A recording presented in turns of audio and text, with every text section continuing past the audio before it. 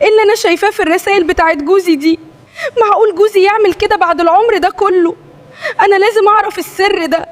أنا كنت على وشك إن أتبرع بكليتي لجوزي وأنا في المستشفى ولابسة لبس العمليات وبستعد عشان أدخل العمليات، اكتشفت إن جوزي مدي حياته كلها لحد تاني، ومش هتصدقوا مين الحد ده. تعالوا بينا نسمع الحكاية للنهاية، بس مش قبل ما نصلي على النبي عليه الصلاة والسلام في التعليقات. وأنا لابسة لبس المستشفى وخلاص بستعد عشان يجي دوري وأدخل أوضة العمليات، ما كنتش أعرف إن النظرة دي هتبقى آخر نظرة ليا لحياتي القديمة بعينين تانية. وأنا نايمة على سرير أبيض وفي إيدي إسورة بلاستيك مكتوب عليها اسمي، وجسمي مفتوح علشان خاطر يستعد إن هو يخلي حد تاني يعيش. أنا كنت متجوزة مصطفى من 18 سنة، وأنا فاكرة نفسي زوجة وحبيبة وظهر وسند. في منطقتنا كانوا دايما يشوفونا ويقولوا بسم الله ما شاء الله عليهم، هم دول مثال الزواج الناجح. هو راجل شقيان وتعبان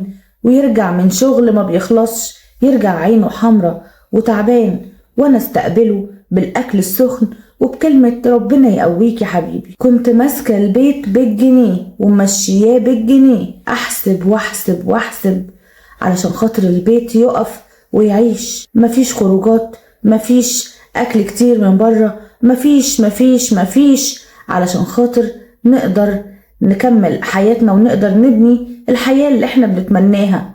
حرمت نفسي من حاجات كتير عشان اقدر اشيل وحوش واشيل من المصروف من غير ما يعرف، عشان في الاخر افرحه. وعربية قديمة كل شوية تعطل، بس انا كنت راضية بكل ده. وهو كان كل شوية يمسك ايدي ويطبطب عليها ويقول لي معلش استحملي يا منى، تعب النهاردة راحت بكرة.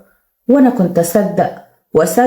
من 6 شهور بالظبط الدكتور قال الكلمة اللي بتكسر اي بيت: فشل كلوي مزمن، وبعد كده غسيل، وبعد كده محتاج في اقرب وقت زراعة كلى. وفي اسرع وقت بدأت اشوفه قدام عيني بيدبل. مصطفى اللي كان دايما واقف بقى بيتسند، اللي كان صوته عالي ومالي البيت بقى صوته طالع بالعافية، وعينيه بقى فيهم خوف عمري ما شفته. وانا من غير ما افكر ومن غير ما اسأل حد جريت عملت التحاليل من غير ما ارجع لحد ولا راجع نفسي. واول لما عرفت ان التحاليل مطابقة عيطت، بس مش من الخوف، كان امتنان لربنا ان ربنا اختارني انا. وتحدد يوم للعملية ومصطفى دخل المستشفى، وكنت دايما واقفة جنبه وطبطب عليه واقول له ما تخافش. وهو كان خايف ومش عارف هيواجه الموضوع ده ازاي، وانا دايما اللي كنت بديه الامل. وفي اللحظة دي موبايله رن مرة واتنين وتلاتة ورا بعض، وطبعا كان محطوط جنبه على الترابيزة.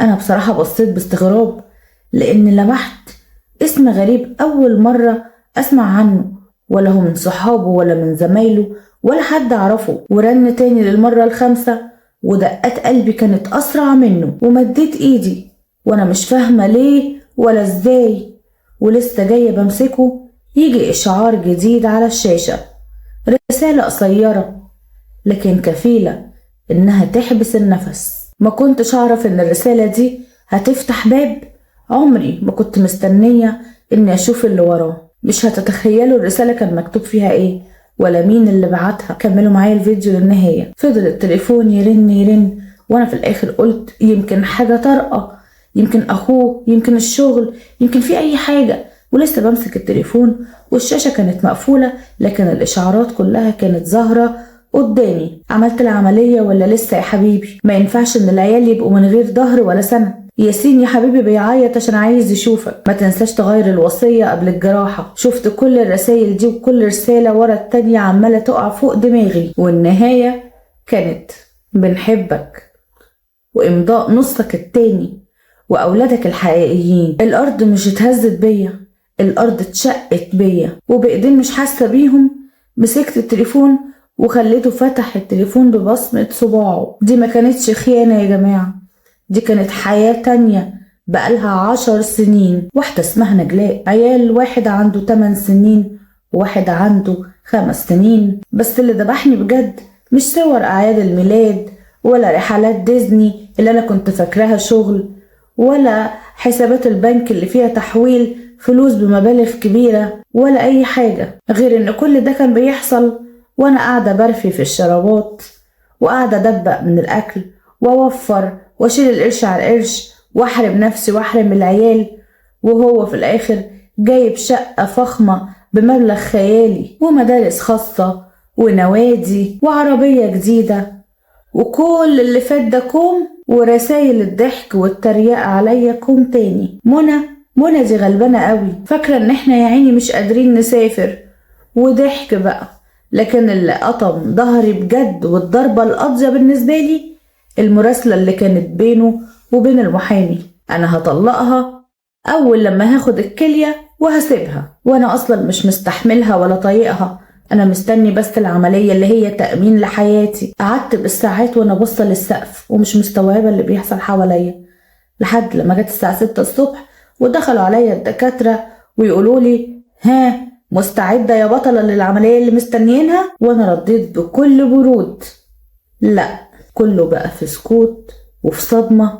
نعم، سحبت موافقتي، مش هعمل العملية. وهنا مصطفى فتح عينيه وبيقول لي بصوته وهو مش قادر: منى في ايه؟ قربت منه، قربت قوي لدرجة ان كنت حاسة بنفسه، وقلت له قريت الرسائل بتاعت المستلزمات المكتبية. وساعتها صرخ وقال مش زي ما انت فاهمة. قلت له شفت كل حاجة، شفت ولادك، شفت الخروجات، شفت السفر، شفت الفلوس، شفت العربية، شفت الشقة، شفت الخطة اللي انت عاملها مع المحامي ان انت تخلص مني بعد ما تاخد كليتي واعمل العملية وترميني. فضل يبصلي بنظرة استعطاف: منى انا هموت يا منى، انا جوزك. لا انت مش جوزي، انت مرض، انت ميكروب ورم ولازم يتشال. وخلعت الدبلة من ايدي ورميتها في كوباية المية ولفت ظهري ومشيت، وهو بصوت عالي: منى ده كده قتل. لفت له وبصيت له وقلت له لا ده كده عدل، ابقى خلي نجلاء تنقذك، انا دفعت كفاية. ومشيت وخرجت من المستشفى، وفي نفس اليوم رحت سحبت نص فلوسي اللي في البنك. وطبعا مصطفى ما ماتش، فضل على غسيل الكلى، ونجلاء سابته اول لما عرفت ان الفلوس خلصت وان هو خلاص هيموت او مريض. ناس كتير قوي قالوا لي ان انا قاسية وان انا كان لازم الاول انقذه وبعد كده ابقى اسيبه. بقيت ابص على نفسي، على جسمي، على حريتي، على حرماني، واقول انا ازاي سكت كل ده؟ هو ما كانش عايز كليتي بس، هو كان عايزني كلي. والاول مرة في حياتي قلت لا. ودي كانت حكاية النهاردة. عايزة اسمع رأيكم انتوا بعد الشر لا قدر الله لو اي حد تاني مكانها كنتوا هتختاروا ايه؟ تطلبوا الطلاق في الحالة دي ولا تنقذوه الاول وبعد كده تطلبوا الطلاق؟ مستنية تعليقاتكم، ولو عجبكم الفيديو ما تنسوش تعملوا لايك ومتابعة وشير، واستنوني كل يوم في حلقة جديدة، حكاية جديدة او مشكلة جديدة من كلام من القلب. دمتم في حفظ الله.